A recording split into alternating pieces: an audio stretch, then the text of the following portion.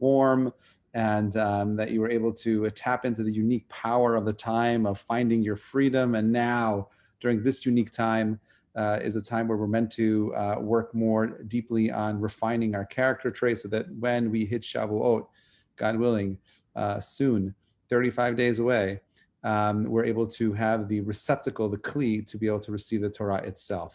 So we are continuing with our endeavor of trying to uncover the deep truths that are hidden and buried within the book of Proverbs of King Solomon.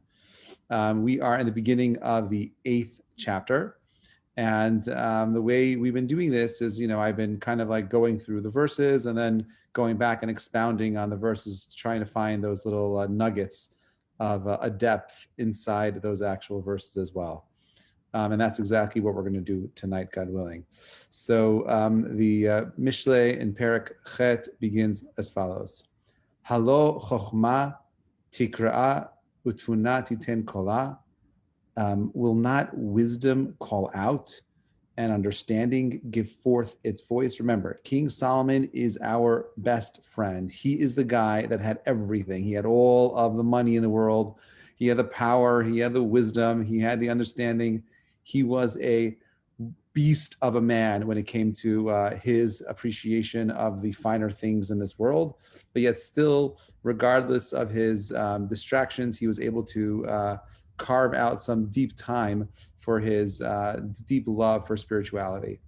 And he says as follows, Barosh meromim ayidei derech beit netivot nitzvah. On top of the heights upon the road, at the crossroads she stands. Liyad sha'arim lefi keret mavo pedachim torona. Beside the gates, at the entrance of the roof, at the entrance of the portals, she cries. Who's crying over here? We're talking about wisdom. That means that he's saying that wisdom is literally calling out to us all over the place. Alechem asim ekra, to you, O men. Koli el bnei adam, my voice to the children of man. Hevinu p'taim arma k'silim hevinu lev. O simpletons, p'taim, you light ones, you people that the scoffers. Okay, you understand cunning. And fools, give your understanding to your heart. We'll get back to this. This is a very deep question. You'll notice a very fascinating insight. King Solomon, who's supposed to be the wisest man of all, he keeps referring to the heart and not to the mind, to the emotions and not to the intellect. And we'll explain why, hopefully, as we come back to it. Shim'u ki nigedim adaber miftach safatayim yesharim. Oh, listen. For I will speak noble things, and the opening of my lips shall be the right things. For my palate will utter truth. And wickedness is an abomination of my lips. Betzedek kol imripi ein behem niftal v'ikesh, and all the sayings of my lips are with righteousness. There is nothing twisted or crooked in them. There's no crookedness in anything. He's just a straight shooter. Kulam nuchuchim mevin ve'isharim l'motzei da'at. They are all true to the understanding one and straight to those who find knowledge. Kichu musrai ve'el kesa ve'da'at mecharutz nivchar. Take my discipline and not silver. Knowledge is chosen above gold. Ki tova chochma minipnimim v'kol chaftzim lo yishvu ba. For wisdom is better than pearls. All desirable things cannot be compared to it, okay? Which means there's nothing equal to its value. These are the first opening 11 statements of King Solomon in the 8th chapter. Now, we spent chapter 7, he spoke to us about the benefits enjoyed by those who recognize the importance of Torah. And over here in the first 3 verses, verse 1 through 3, he says wisdom, which is synonymous with Torah. Chokhmah, which is interesting, right? Chokhmah, which is koach ma, the power of what? Koach ma, the power of what, is synonymous with Torah itself. Okay, and then verses 4 through 36, they speak in the first person as Torah describes some of its most beautiful virtues and benefits as a pivotal role in creation itself. So he starts as follows: Halo chokhmah tikra. surely wisdom will call out. The Torah announces, as it were, all the ideas recorded below. That's what Rashi tells us, that everything that we're about to describe right now, all of the pieces of wisdom that he's going to tell us right now is not his own. These are not his own unique, novel ideas, but rather he's just sharing what King Solomon found in the Torah itself. And the virtues of wisdom are so self-evident that it's as if it calls others to follow its path. When you know something is true, it's very difficult to do something else. When something is obviously true, I dare you to try to do something else. We only have choice when there's uncertainty. When there's no uncertainty, there's only one choice. Barosh Meramim, atop of the heights, the Torah proclaims its message so that it can be heard from afar. Right? The Torah isn't just some book or idea that was meant to be kept in a mountaintop in Tibet. Okay, the Torah was meant to confront society and the world, and therefore Jews were always meant to be at the intersect of ideas and society, of wisdom, of knowledge, of science, of mathematics. We were meant to be in those places because we're meant to go ahead and help people move beyond the material and help them elevate into something that's more spiritual.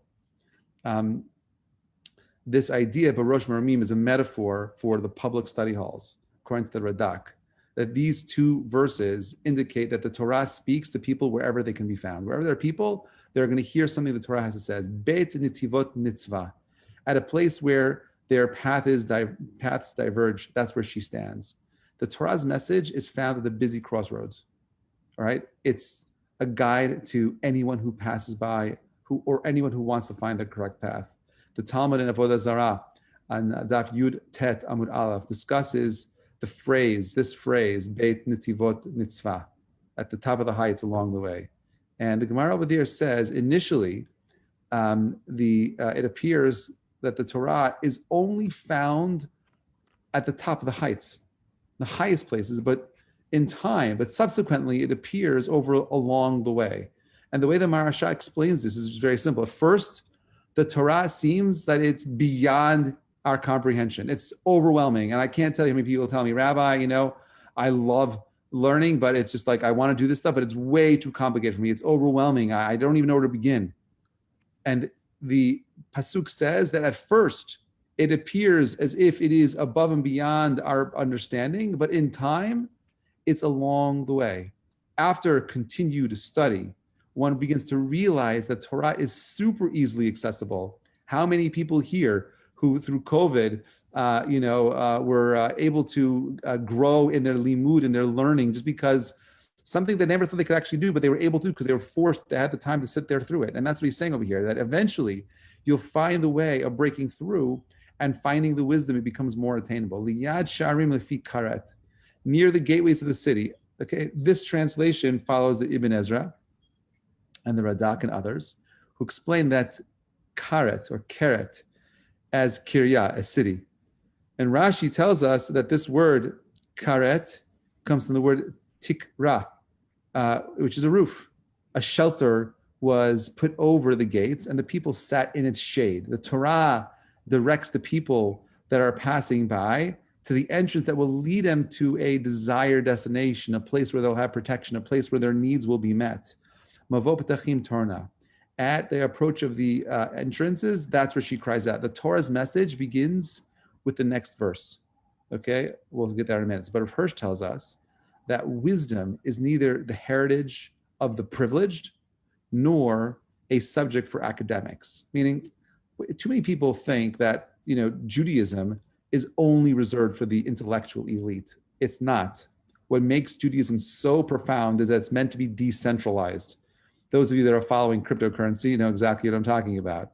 The idea of Torah is that it was never meant to be controlled by a small body of people. And I'll prove it to you.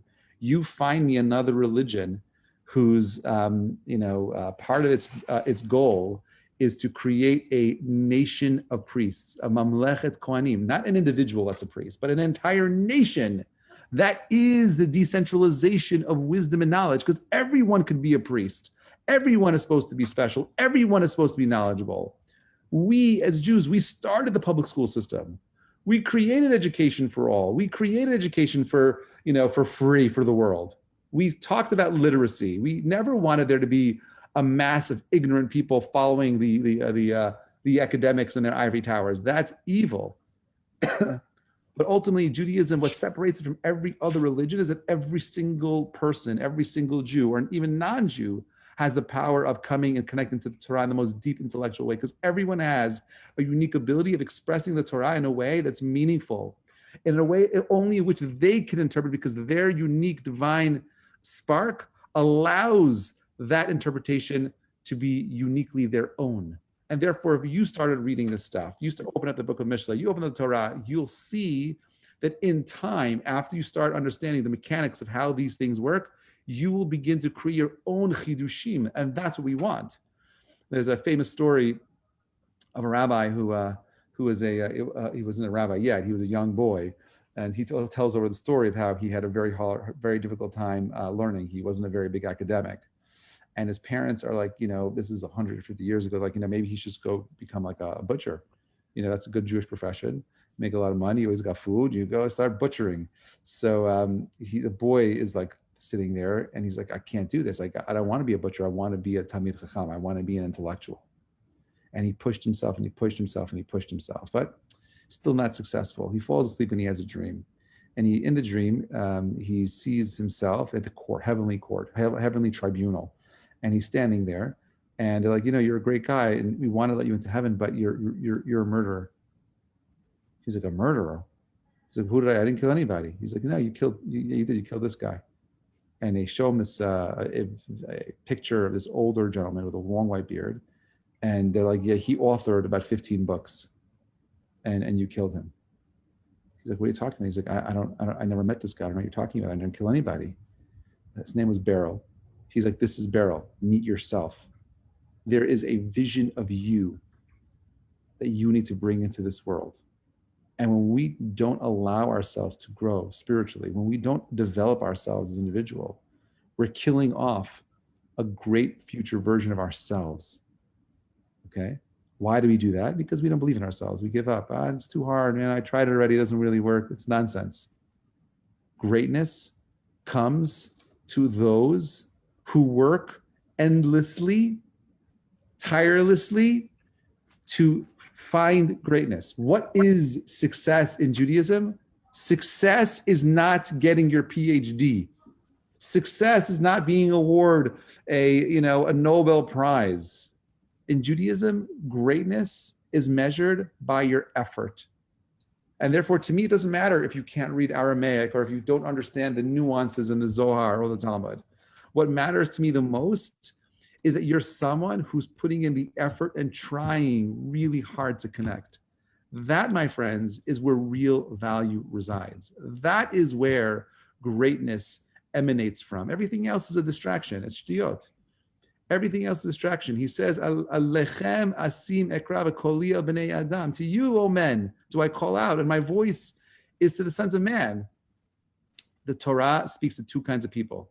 Men are great people who wish to hear wisdom, who will endeavor to build upon what they learned. They want to learn they want to correct their mistakes. They want to pass on their knowledge to correct others. The sons of man are the unlearned people who don't know what's right from wrong. And Solomon calls out to them for that they should teach. There are two kinds over here. There's the rich and the poor. Both are obligated to hear the words of the Torah. He's calling out to everybody. He's not discriminating, rich, poor, intellectual, challenged. Whatever you are, you have an obligation to strive for greatness. Hevinu b'ta'im arma. Simpletons understand shrewdness. Simpletons lack the shrewdness to avoid being seduced by their evil inclination. Therefore, they are told to understand shrewdness. So they're going to be able to see through the veils of the evil inclination.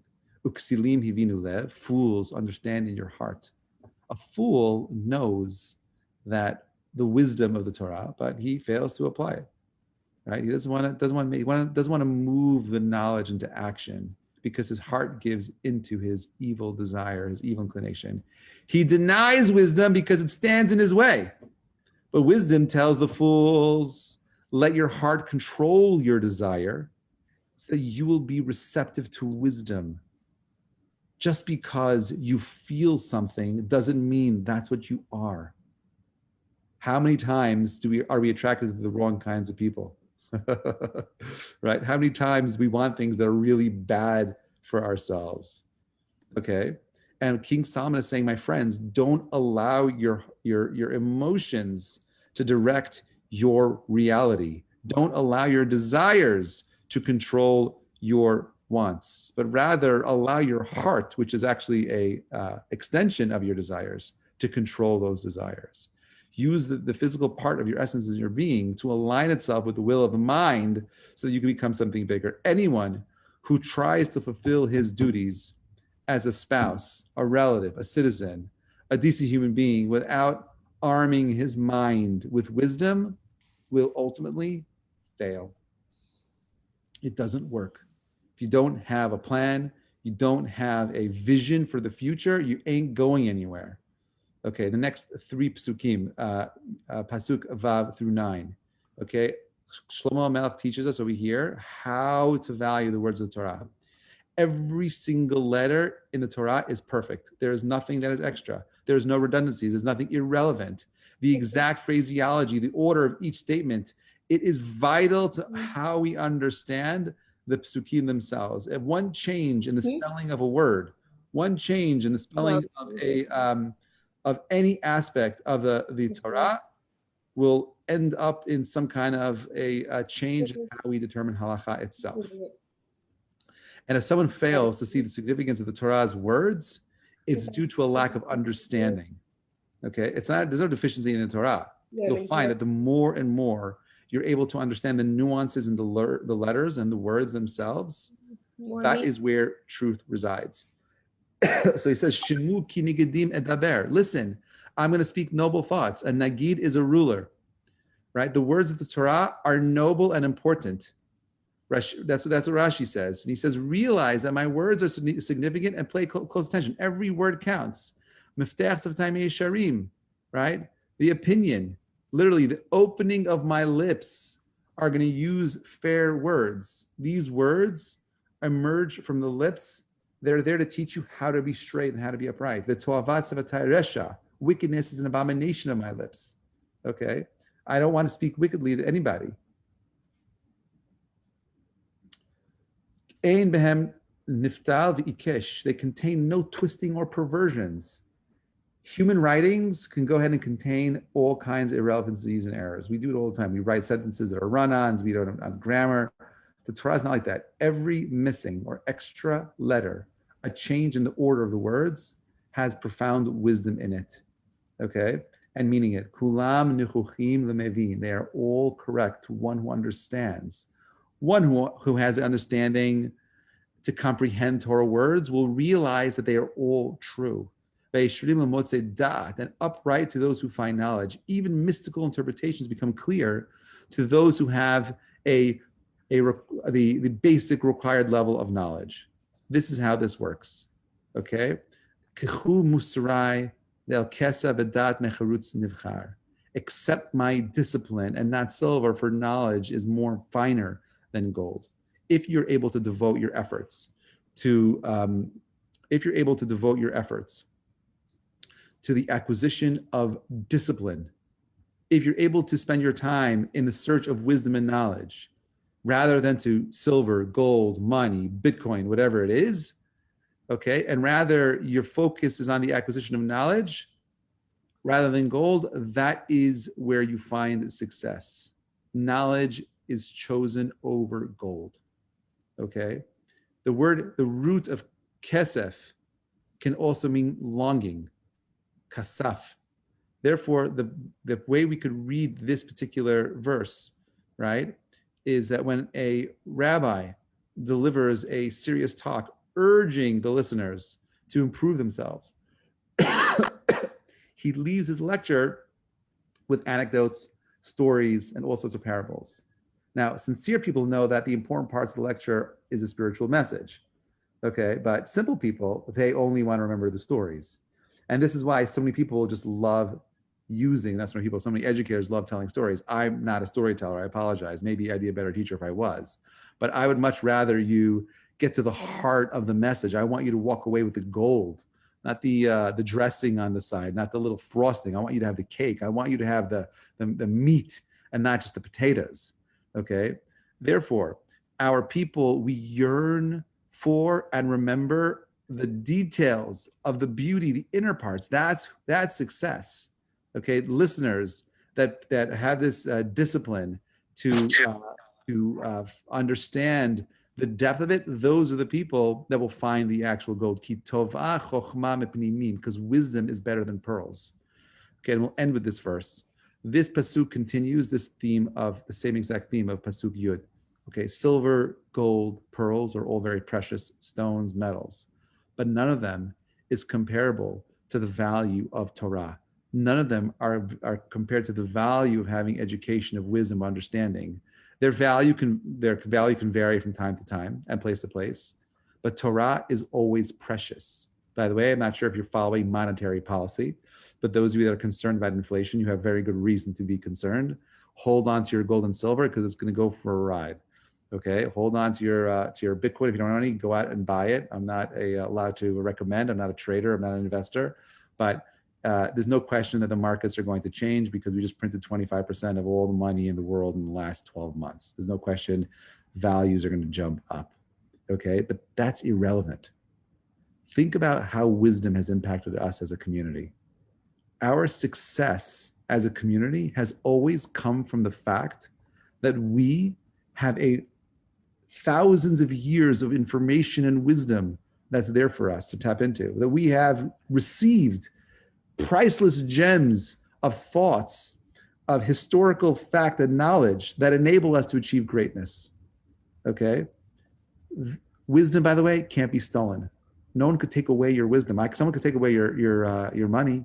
Someone could take away your gold. You could lose it, but your Torah knowledge is forever. Pearls are valuable because they are rare and hard to find, but the hidden meaning of Torah surpasses the rarest of pearls. All the desires cannot be compared to it. Whatever a person desires because it's essential to him is not comparable to the Torah, because that is the essence, the core of what we are trying to do. And my friends, this is the time of the year. I've spoken about this before. The time from the second day of Pesach until Shavuot is a time of 49. Gematria Lev Tov. Lev Tov, a good heart, is built on individuals that are looking for balance. You can't have balance without wisdom. You don't have wisdom without putting in effort to attaining wisdom. We're distracted. I get it. But my friends, Shlomo HaMelech, the wisest of all men on earth, understands that value comes from investing in your mind. Value, real value, comes from investing in your soul. How are you finding that wisdom? How are you becoming a greater human being? How are you becoming more generous? How are we becoming more careful? How are we improving ourselves? Where's the measuring stick that makes us become better people? Do we want to be found guilty of murdering the best version of ourselves? And the only thing we need to do is use our time more efficiently and just be a mevakesh, someone who wants to have a closer relationship, someone who wants to have more knowledge and wisdom, someone who prays, say, God, please open my mind, give me the ability to understand. I want to have that ratzon to just connect on a deeper level. Give me that. And you'll see you're already halfway there. May God bless us with the ability of understanding that we, my friends, are great individuals who stand in the way for greatness from emerging within ourselves.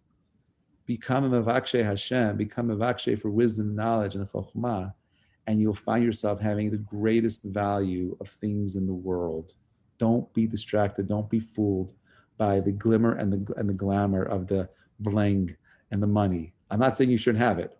I say this all the time, make a lot of money, okay? But not at the expense of not making yourself into something that's more precious than gold, pearls, and silver. Have a great night. Looking forward to continuing the conversation next week, guys. Thank you so much for listening.